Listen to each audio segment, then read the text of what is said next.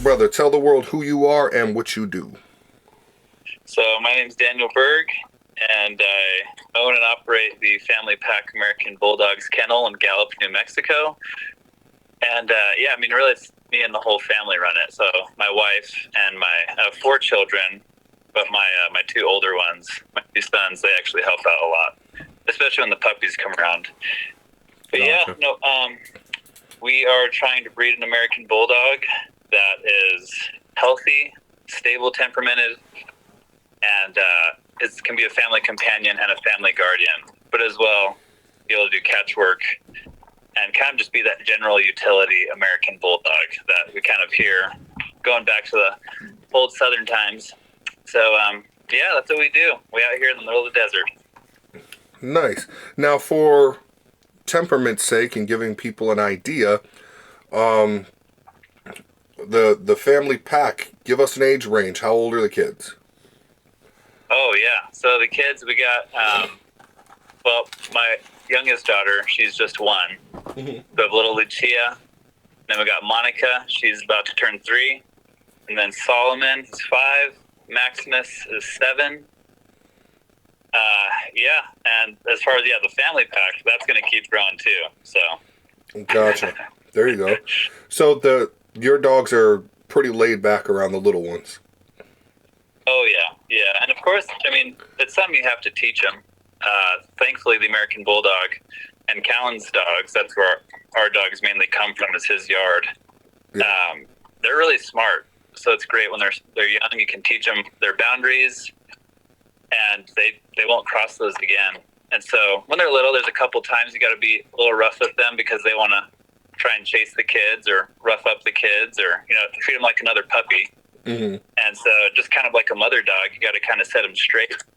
Yeah. And so once we do that, the pups are actually, they do really well with the kids. And we usually keep only 1 dog in the house at a time so that, of course, it just evens things out. With multiple dogs in the house, it's just more to watch over. So right now, Buffy is our indoor dog, which is, she was from our first litter, which is just a year ago about. But the dogs do great with the kids. And that's also part of the reason why we got them is they're not really nervy, they have pretty good, they can regulate stress pretty well. Mm-hmm. And so with the children, of course, kids are going to do what kids do. And these dogs have such a high pain tolerance as well. And they have confidence. And so it's nice when something happens, it doesn't faze them. And of course, we teach our children, you got to respect the dogs. Mm-hmm. Not the dogs be nice to you, you got to be nice to them. Mm-hmm. And so, we don't have worries, thankfully, with our dogs around the kids. Only if they get they'll try and lick the kids' faces, especially if the little ones have, some leftover food on them or something. Mm-hmm. But no, we're really pleased with them. Of course, we don't leave the dogs completely alone with the kids. Like, I won't go and do yard work and just leave, my littlest one with the dog. You still have to kind of have common sense in those areas, of course. Yeah. But we have no worries as far as our dogs being around our children. That's good. I will say, people looking for, a bulldog in general, a lot of the times if they have really small children, I feel like a good American Bulldog just has a little, I don't know if I want to say drive, but just a little less energy when it comes to being in the house from what I've seen. They'll chill out a little easier than say a pit bull or a very high-strung, Amstaff or something. Yeah. No, there's so I have an example of that. So before we ended up getting our Bulldogs, we had a large Shepherd mix, and we got it for guarding, for being a deterrent. When we moved back to our town, Gallup, here, we came from Southern California, moved here, and I grew up here, of course, but moved back here, and we lived on this street, renting a house, and the street had a lot of transients. Around here, we call them walkers. Just alcoholics or people on whatever substances. But they were just about every other day we'd get walkers go to our house. And so we were looking for a dog that would be, a good Good deterrent, good house guard. Wait. Just come right into the house? Hmm? You said you would have them come right into the house? Oh no, sorry, I was probably clearing my throat there. No, they would come by the house. Maybe I said through the house. Sorry, they'd walk right by the house. I was like, damn, dude, where are you from? No, the transients do not come into the house. Sorry, yeah, they walk by the house. But we got a shepherd mix, and this shepherd mix, she was, she was half German shepherd, a quarter Anatolian shepherd, and a quarter Great Pyrenees. So she was huge, and she had the colors. She had all the phenotype essentially of an Anatolian. She was beautiful, and but yeah, I mean, she was giant, very high energy. I would run that dog every day before I went to work, and we'd do 5-mile runs to the neighborhood, go on hikes even, and she'd still be kind of pent up, really kind of just. But she was great because anyone that walks by the house, she's barking, and her bark was huge. Right. And so people walk by, they don't look at the house at all. They just keep on trucking. Yeah. Anyway, downside of that dog, though, is that she couldn't chill out. We had her for, I think, she was about 2.5. But in that time, I had spent so much time with her. I was just learning the basics of, how to kind of train a dog and just like basic house manners, nothing too in depth. And then, but as well, just keeping the dog exercised. But there was twice when that dog gave a little growl to my boys, and no, I'd put the fear in her. I'd throw that dog down, and at that point, I was in really good shape, and it wasn't an issue, and it was just, but yeah, set that dog straight. Right as it happened, trying to nip it in the bud. Yeah. But yeah, it was really annoying that after you spend so much time with the dog and trying to get so much energy out and doing so much that you still have those issues, and that the dog really just wasn't that reliable. Gotcha. And so what it came down to is that the dog really needed a property to guard. And so we had a friend of a friend in the military, has a 7-acre farm out in Virginia.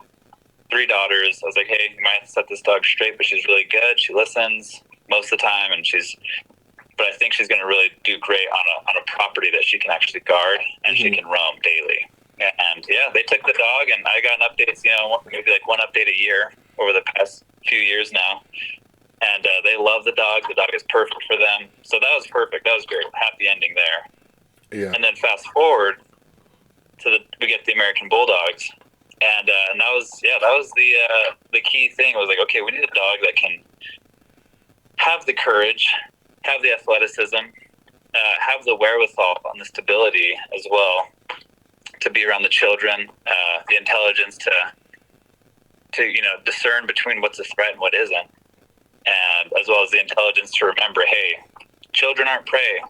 You don't chase them ever, or things like that. So the Bulldog was the right choice. And I guess kind of the first Bulldog actually. So it actually ties into the German Shepherd story because when we lived in that house, when we were looking for a deterrent for these transients that would walk by, my next door neighbor, he was kind of a rough guy. And God rest his soul, he's passed away since. But he became a friend, and he was a barber. And but anyway, he had 2 kids, and he had an American Bulldog at his house. But he had one of those really bully, I call them bully, but those really huge head, huge muscle, low to the ground, short muzzle, And that dog was freaky, and he was just huge. He says the dog was 100 pounds. I don't think the dog was 100 pounds, but I wouldn't. But just how compact and muscular he was, I'd say he was probably 90 or 95. But 100-pound dogs are like quite large, so yeah, like really large. But anyway, so he had a big dog, but and that dog was freaky. And that was my kind of first encounter with an American Bulldog like that. And and the dog would get out of his yard all the time. So there'd be times where I'd pull up in my car in my driveway, and that dog would be in my driveway. And I'd I would just look at him like, holy crap, that thing is possessed, you know, like, what the hell, get out of my yard. And I would just sit in my car until he like left. And so at first I just kind of had this, I don't know, I was just judgmental about the dogs. Like, man, that's just a big old rough and tough, that's a ghetto dog, things like that. But then I started looking for a dog, and this is leading up to when I got the shepherd mix.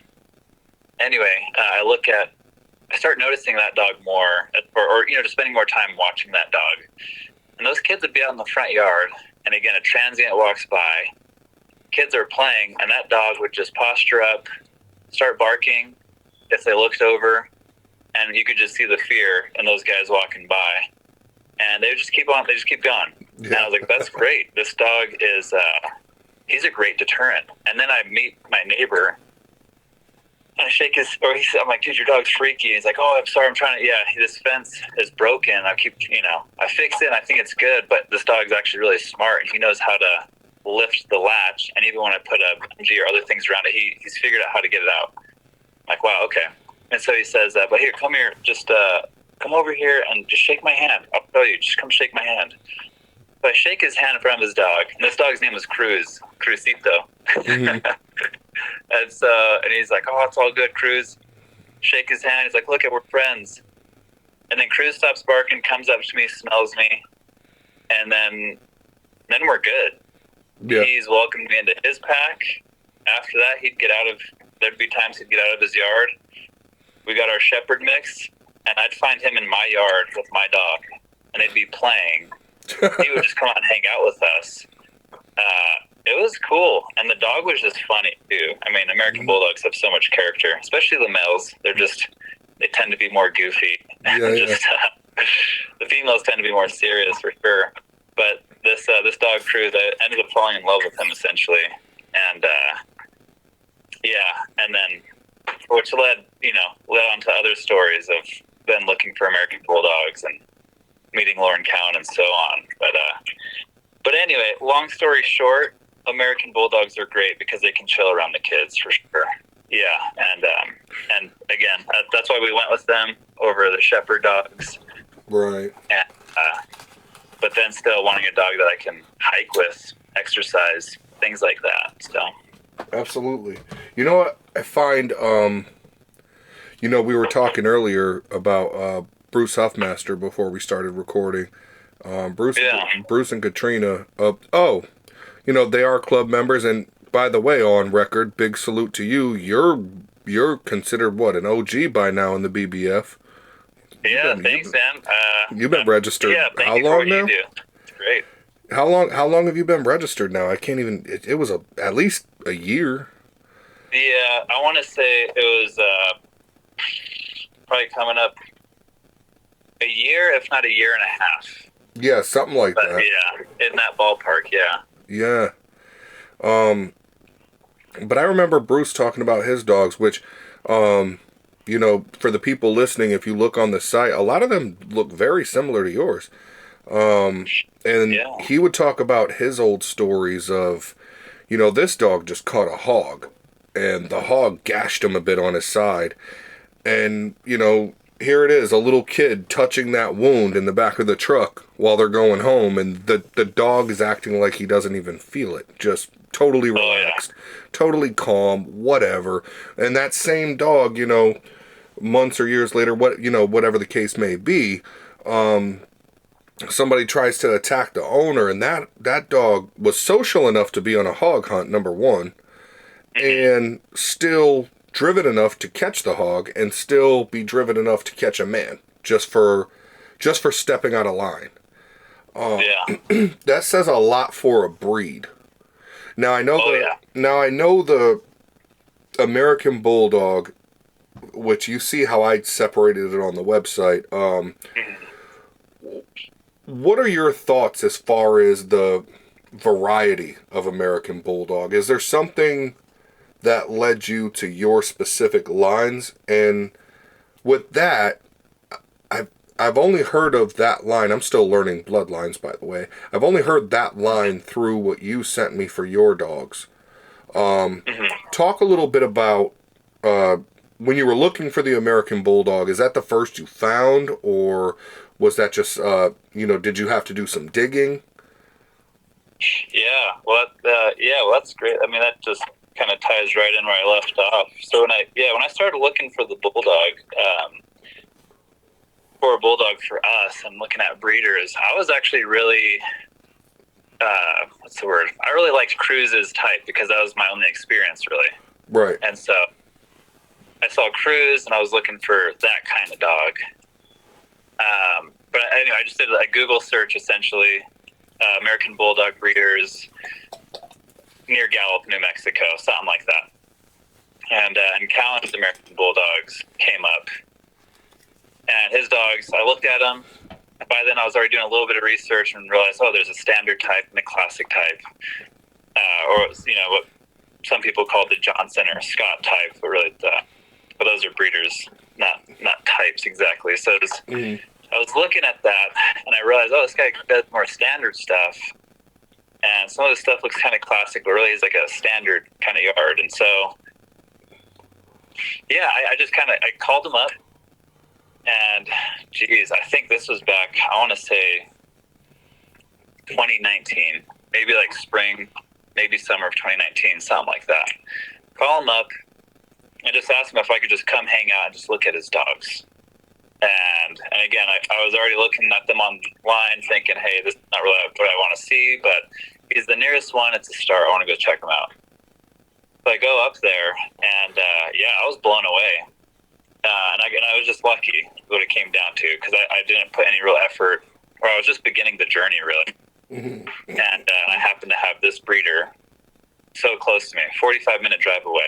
Mm-hmm. And so go look at his stuff, and, so I'm trying to think, the dogs in his yard at that time, he had, first off, he had a dog named Gizmo. That dog was a 100-pound dog, maybe 110. Huge dog, leggy dog.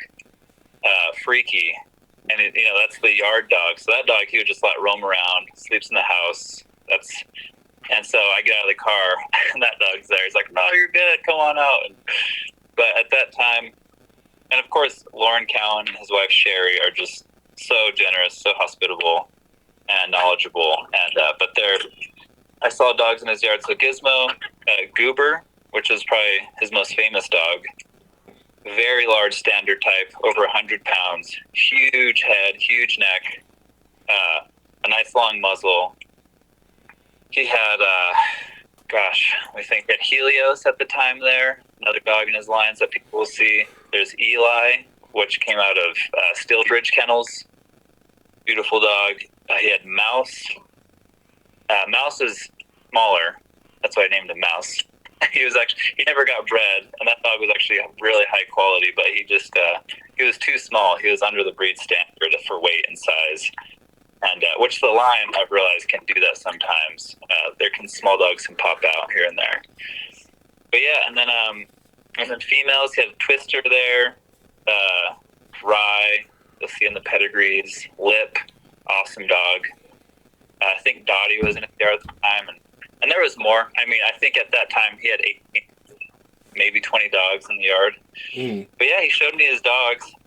And I saw what a true 100-pound American Bulldog looks like. Massive. Mm-hmm. And little land sharks for sure. Yeah. But it was cool. So and then he just introduced me, told me stories. That first day, I think I hung out at his place for a good 4 hours. 3 or 4 hours, and he just told me all about his dogs. We went around. Some of them, of course, he's like, "Hey, don't go near that chain." The next one, he's like, "Hey, this one's really sweet. Come pet him."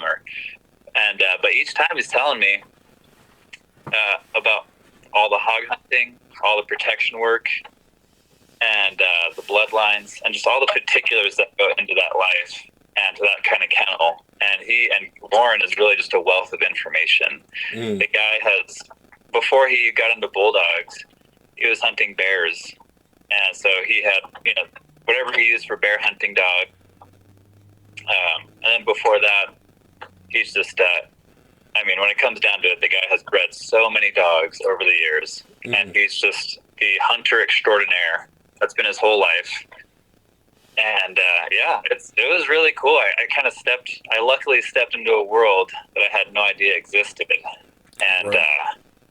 and it's kind of like when you run into characters like that, people that are in the, what we might call old timers. But it's really neat. Like, that's kind of where the legends are still alive. Mm-hmm. And, they saw an older time and a time where dogs were worked very hard. And, but yeah, so that's how I came upon the dogs. And yeah, really it was just by luck. Mm-hmm. And I fell in love with those dogs. I mean, even after that, it was, gosh. Okay, well, so the way I grew up, we had, around here we call them res dogs. There's a lot of reservation that surrounds Gallup. Mm-hmm. And so, but they're just, they're mutts.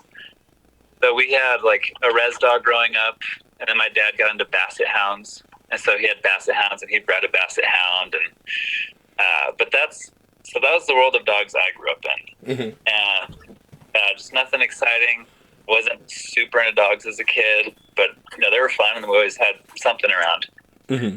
But I go so that's my background, and then I go to Lauren's house. The second time I go there, again, I just call him up, like, hey, you remember me? Can I just come hang out for an afternoon?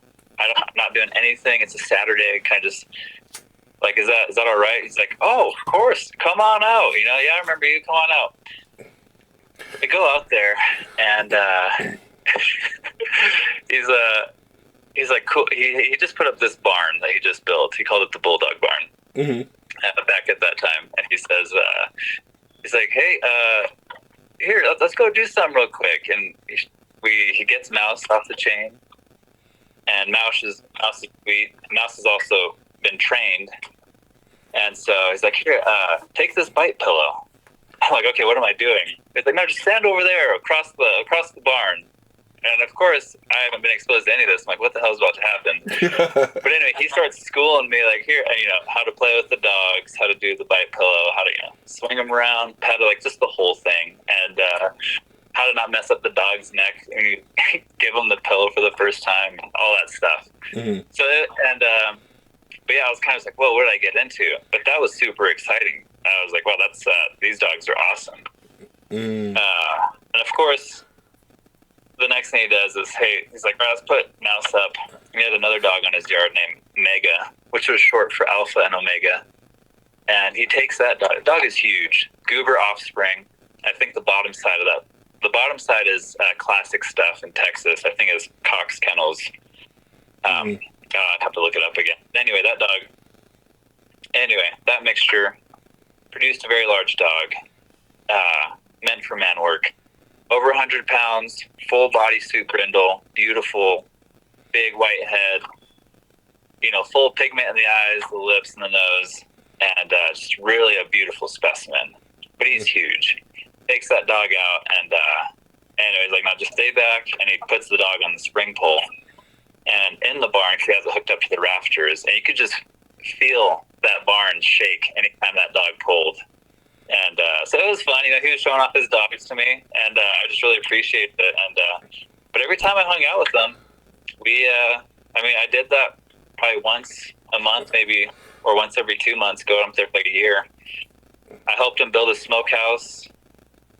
We started talking about life, talking about dogs, and it was really a great experience for me. And all of that was my introduction. And I didn't realize what I had and what I was learning.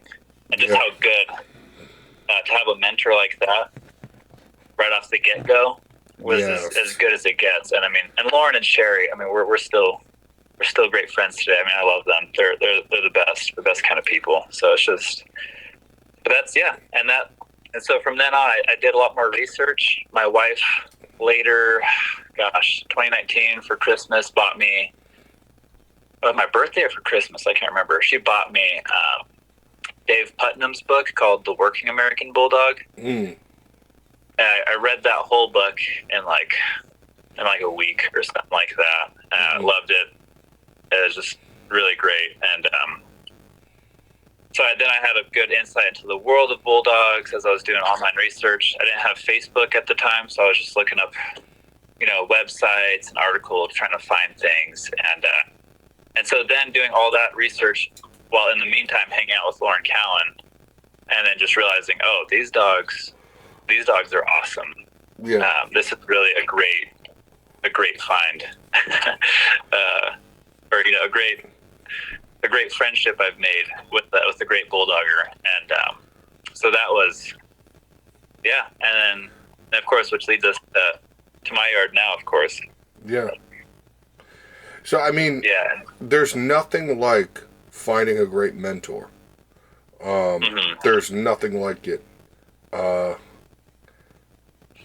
Hell, I've never met Lee Robinson face to face, but he's been one of my best friends, great mentor, brother in Christ, you name it. And and he sent me my my pit bull female recently. Oh yeah. It's not even recently anymore. She's 6 months now. I saw a picture you posted recently. Yeah, she's a little savage.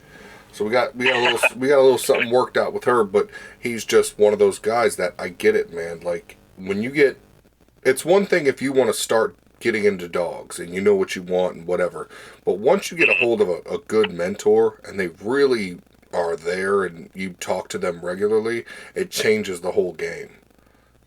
You've been working the hell out of these dogs as far as really proving them out.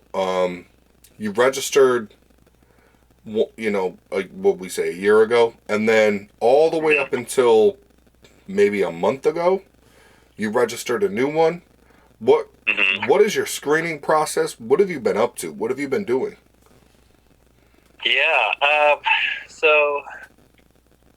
The screen. Well, so what we do, of course, is let me go back to Bubba, I guess. So our first one was Bubba. Mm-hmm. He was our first bulldog, and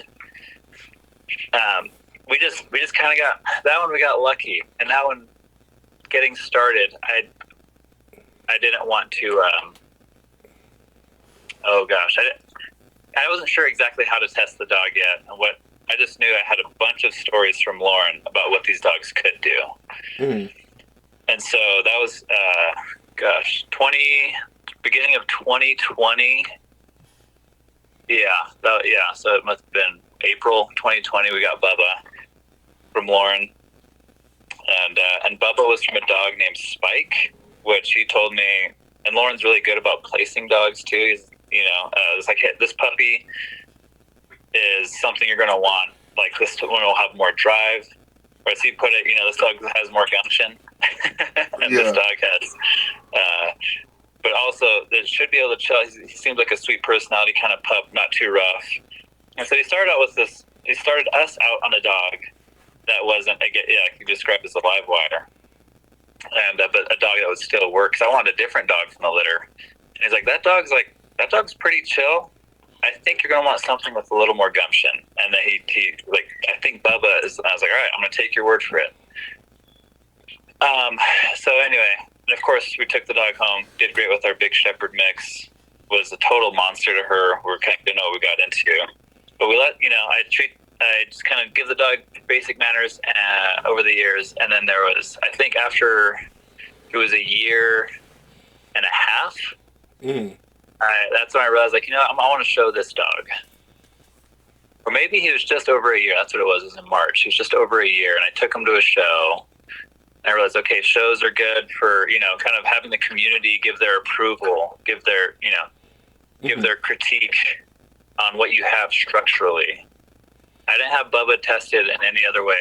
I just kind of been running him, and then took him to a show, the Bulldog Revival Show, which takes place in California. And then I took him all the way to the Alabama show, Nationals, KC Nationals, and he ended up getting a blue ribbon there, which is awesome. Yeah. In a ring, I think there were 6 or 7 dogs in that ring. And I was so I was happy about that. Still didn't know what I was doing. Literally just still learning as I'm showing. And then I got the idea of running him because Lauren would talk about how these dogs can really just run so much. Great hunters. I was like, well, I want to do one of these 12-mile tests that I've heard about, whether it's iron dog or agility dog. I hear there's a 12-mile endurance test. So I started building Bubba up for that. And I took a long time.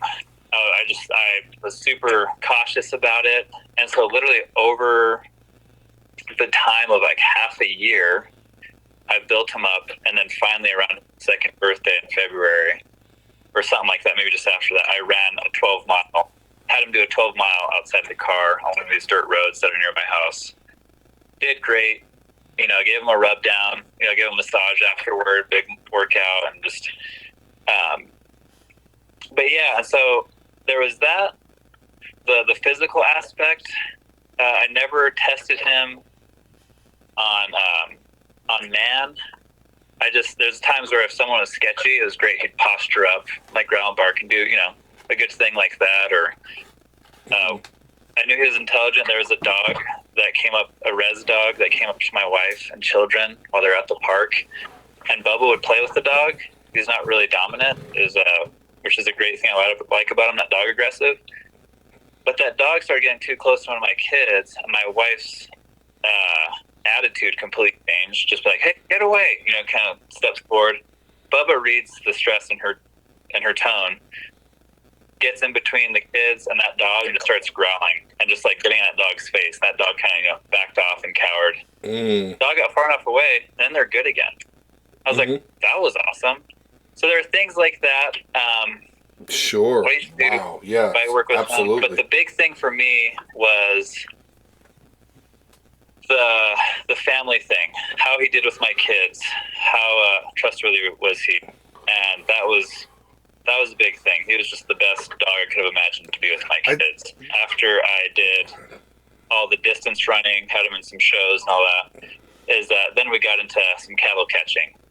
And so, and that was like the extreme test. Bubba was great shape. Well, kind of give you some background. Where I live, in my neighborhood, we're really close to the reservation, really close to state property, BLM, some private. So it's all this mixture, call it checkerboard. And there's people that run cattle back there that just leave their cattle. I think they're just tax write-offs. But it's so annoying because there's a ditch, a big ditch. Sometimes we'll have water running, things like that. But, we're the desert. And so, but they'll come across, I don't know who cuts fences or what's going on, but they'll come into our neighborhood. They'll have these cows, and they'll eat people's plants. They'll crap in yards or whatever. And they're just super annoying. And no one, whoever owns them just doesn't care. And I've seen cows out there that are just, dead or dying. So it's but those cows would come into our neighborhood, and there's an area right behind, like directly behind the houses where I hike the dogs. Sometimes I'm doing something quick, or I'll go further out and do other hikes. But one time I just let the dogs or the cows are there. I let Bubba, I was like, he starts barking and like kind of rounding them up. I'm like, cool. He's just like herding them, whatever. He doesn't know what to do. And then he goes for one, and he's finding out his secret powers essentially. So he goes in, bites the cow on the shoulder. The cow stands up to him, and then he just grabs that cow straight on the nose. And I was like, holy crap. Like, okay, we're in it, and they all start taking off. Bubba gets trampled, gets up and goes back at it. I was like, what the hell? And first time I saw him get trampled, I thought he was dead. I was like, holy crap, but he just hops right back up and goes. It was one of the most exciting things I've ever seen. And so, and it was totally by accident. I just thought, hey, he's not going to go screw with them. He's chased some of these animals before, on like longer hikes and runs. We're doing 5 to 7 miles or something, and he's probably more gas, but this time he was more fresh. And he goes, and it's cold outside, things like that. And I get him back after a time, and they're like, all right, we got to get out of here. At first, I was kind of freaked out, like, hey, we're right by the neighborhood. But of course, it's like we're in our neighborhood, and these cows are way off their property, and they're essentially half wild at this point, just straight cattle. And I realized since then that that's quite common around here. Like we have nearby we have a group of wild donkeys that are just reproducing and populating out there. We have wild horses out there. We have, and then essentially these stray cattle, which are half wild. So I've been learning more about it, like what's going on here. And, but yeah, so there's been other times where I've, anyway, if we're lucky enough, and there's something out there that's, or where it's not supposed to be, like I'm not going to go out there on some private or whatever. But so Bubba goes, I let him go at him, and, it was simply the most fun thing I've ever done. Nice. So, and there was one time this was like the ultimate test. It was that there was a bull, and really, man, that experience. So it's cool seeing pictures online, like old pictures. And when you're in the heat of the moment, you're not thinking about taking a video or taking pictures. But Bubba went in. And this, again, this bull, there's a little group of cows. And this bull gets on the edge in between the cows and Bubba and drops its nose, has its horns there. And Bubba moved like a boxer. I mean, not a boxer, the dog, but like a boxer, a fighter. He's like bobbing and weaving, hopping side to side as this bull is literally dipping forward, left, right, trying to horn Bubba. And Bubba gets so close, grabs this bull in the nose, and this bull, gives a little scream, shakes Bubba like a rag doll, tosses him. Bubba gets back up, comes at him, but then the bull takes steps backwards, kind of and then Bubba just stays there and watches him. And again, another time when I thought Bubba was dead, I was like, holy crap.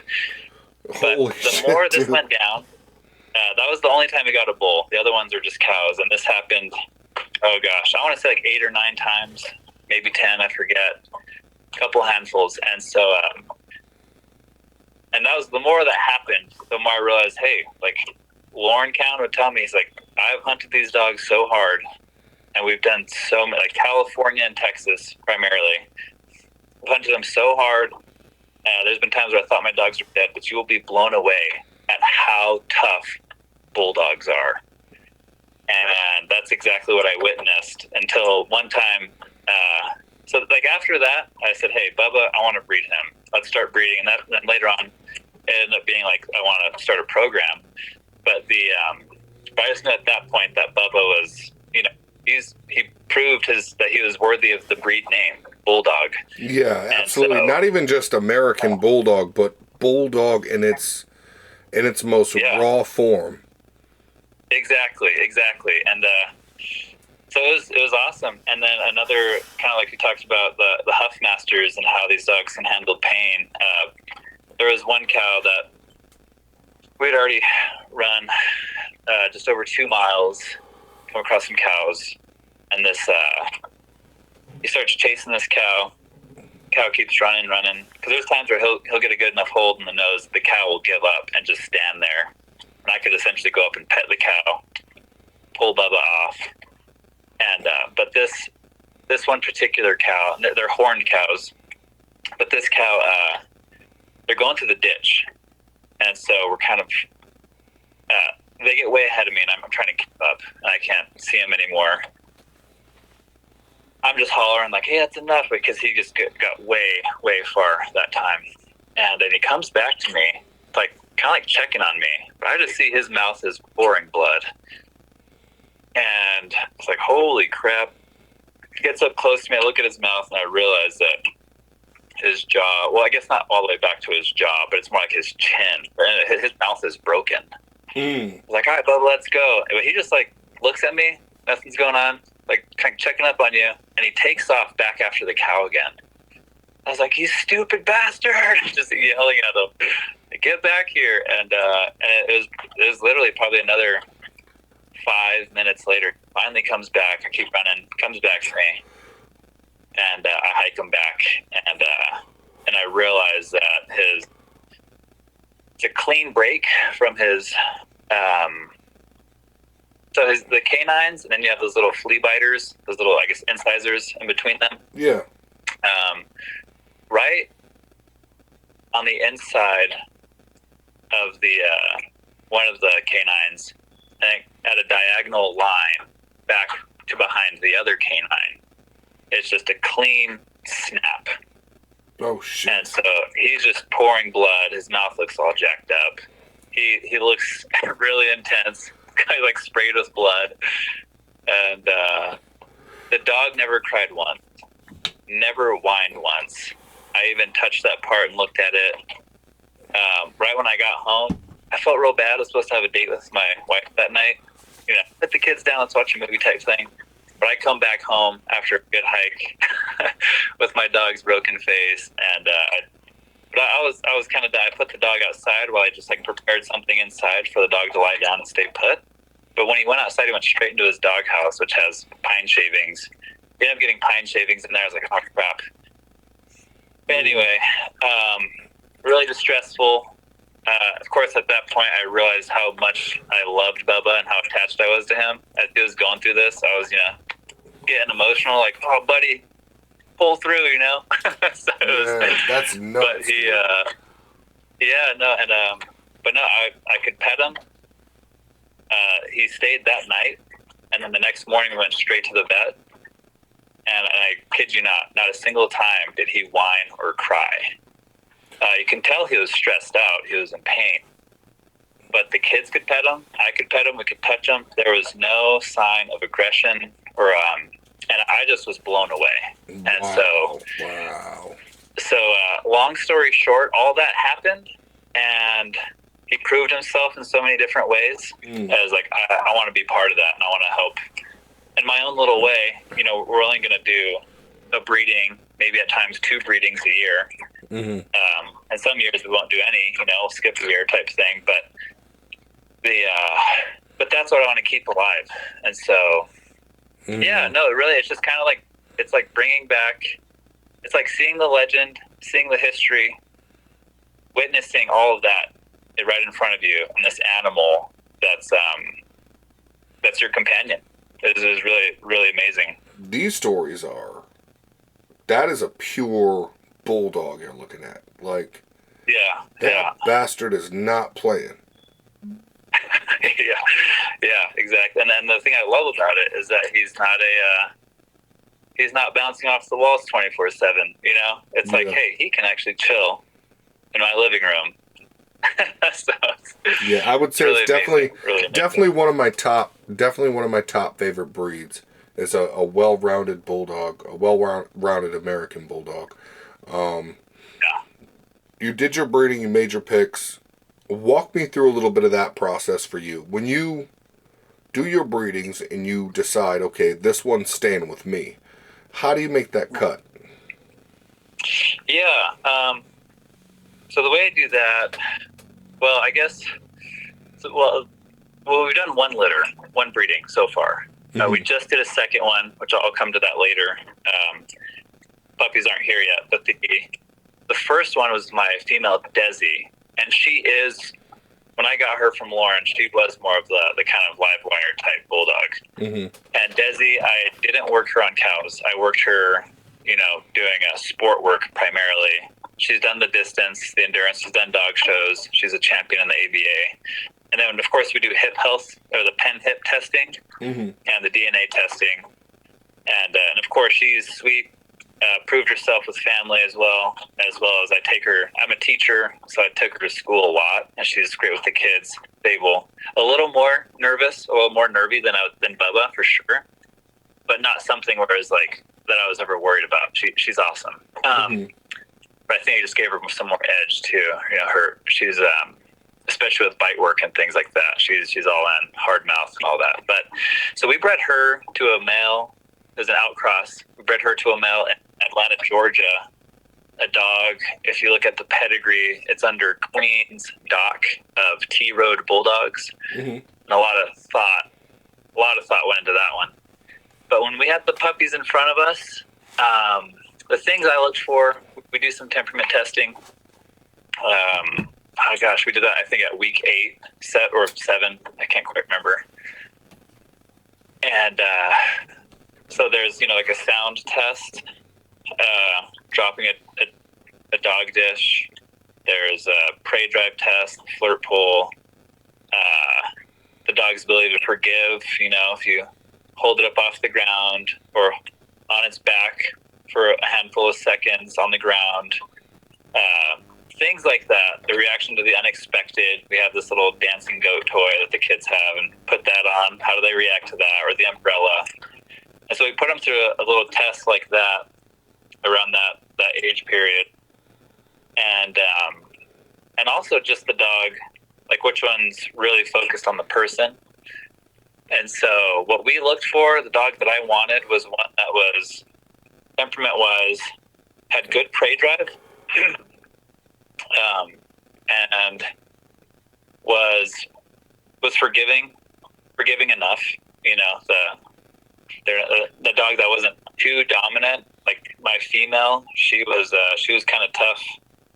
Having her as a puppy, man, she would not give in, and it was just like, whoa, was a really kind of a dominant female, and I was kind of concerned, like, all right, is she going to have rank drive with me, or what's she going to be like?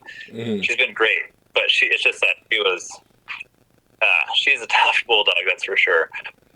But anyway, so for the puppy, I want to see a little more forgiveness in that, or a little more leniency with people, and as well as like which puppy was the most people focused.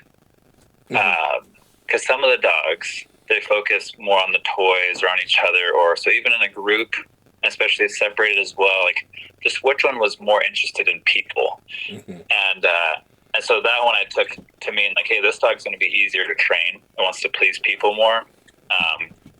It could mean that the dog is, more confident as well.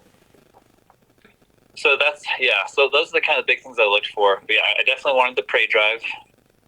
I wanted the confidence as well as the people focus, and so as well as their ability to recover with environmentals. So the sounds, the new objects, and the puppy we picked from that litter was Buffy, or what we registered as American Buffalo. Mm-hmm. But she is, but we call her Buffy, and she's the one we kept, and she's awesome. So far, super well-rounded. As well as I put her on the flirt pole, and she's a monster. It's great. She won't stop. And but then also with the family and learning, she's very intelligent. She catches on very quickly, and it's really So that's how we chose.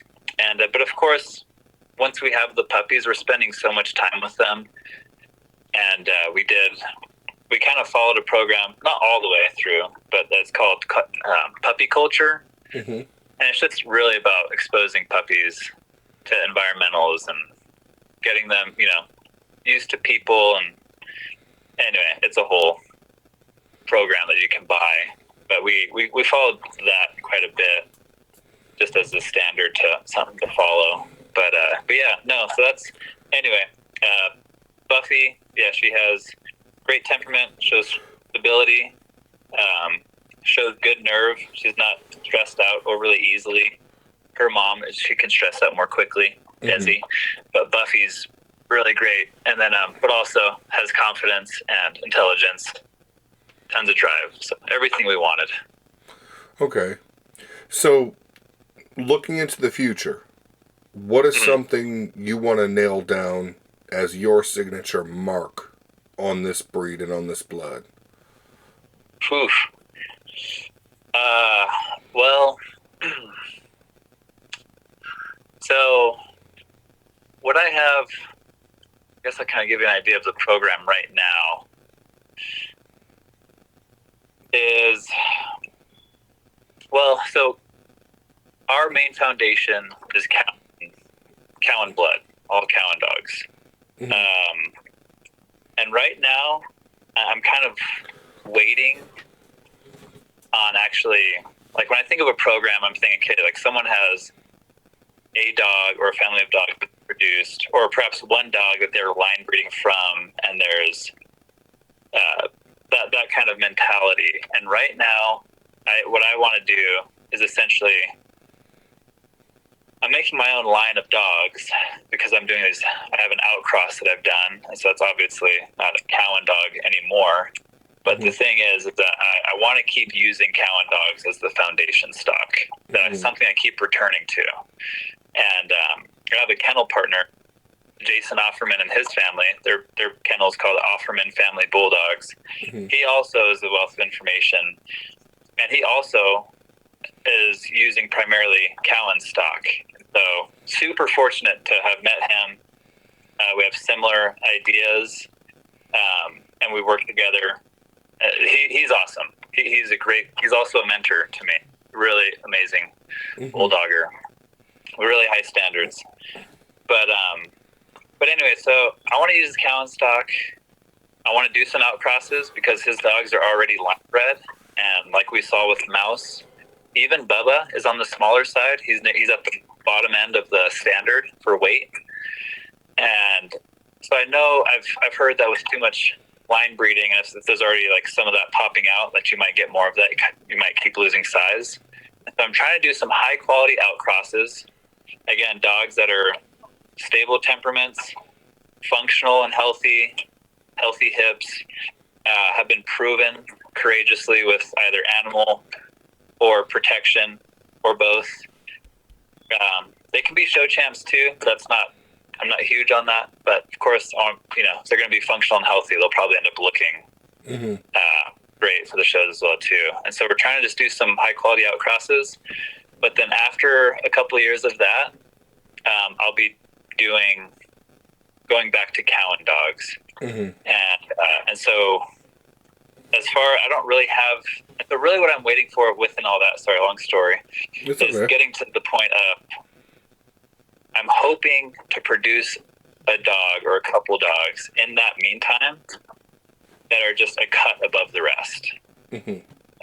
Something that's like, if I had a Bubba that had more defense drive, but also had another, right now he's probably just under 80 pounds or 80 pounds maybe. He's just kind of what you call chain weight, but if I had him as a 90 to 95 pound dog and he had just a bit more civil drive in him, oh man, like I would be line breeding off that all day. Right. But yeah, so I'm kind of waiting right now and just being patient and just realizing, okay, I'm going to test these dogs, try and be unbiased, and then once that one rises to the surface, the cream, I'm going to take that one, and then I would try and produce a more refined family of dogs. But again, what you will see in that is that it's all going to be heavily, it's going to be based off of Cowan's yard.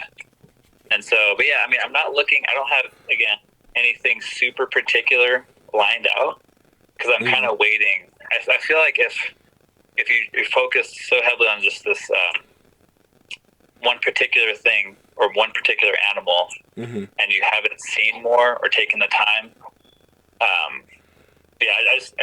I'm being honest with myself, is that I'm just starting my kennel, and to be like, hey, I just started, here's the dog I'm going to line breed on, this is what it's going to be great.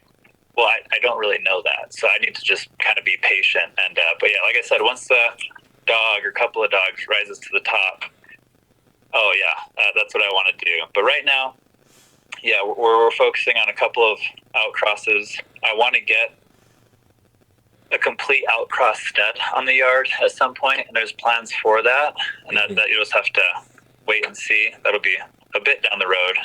Yeah, I want a dog that's a bit larger, maybe 95, 90 pounds. Needs to have great hip health, as well as clear on the DNA testing. I want a dog that's stable around children. I tend to look at, parents of these dogs, and I'll ask them hey, is this dog, I like that this dog is doing sport work, personal protection, and I like that they're show champions.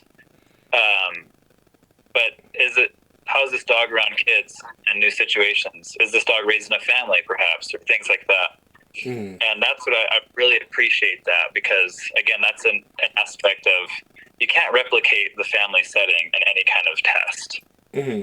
And I think the dogs are healthier for it, and families, of course, are enriched by having a good dog around. So, as well as just the protection aspect of it. So, yeah, I'm looking for a dog. As far as type, standard to hybrid in that ballpark.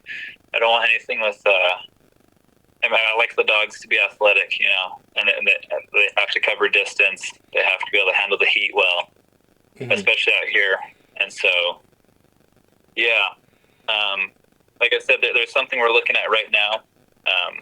Also, I forgot to mention that the other member of our program is my twin brother. I have an identical twin brother, and so he's the owner of Pumpkin, and so when I say we, it includes him and his family and my family, and so we're looking at a dog right now for a breeding in the future, and so hopefully that works out. But that breeding that's being done or will be done down the road is checking all the boxes for me as to what could be a particularly excellent outcross stud. Mm-hmm. Congratulations on the new website, and tell people where they can find you. Awesome, thank you. Yeah, we have a website. You just type in the whole name, familypackamericanbulldogs.com. And there you'll see the breeding we have coming up, or the breeding we've done, and hopefully the litter that's coming up. We also have a Facebook. I recently went through a Facebook hacking experience, and so I recently I got rid of the Facebook Family Pack page, and I just made it my personal page. Gotcha. And so you can do facebook.com/ Family Pack American Bulldog, no S at the end for that one. And it should show up. You'll see my name there, Daniel Berg. There'll be a picture of me with an elk. And then I have Instagram, again, Family Pack American Bulldogs there as well on Instagram. So, and I have the channel for YouTube, but I haven't made anything yet. Something I want to start up soon, just kind of showing more of the dogs. But there's my handle there is Family Pack American Bulldogs.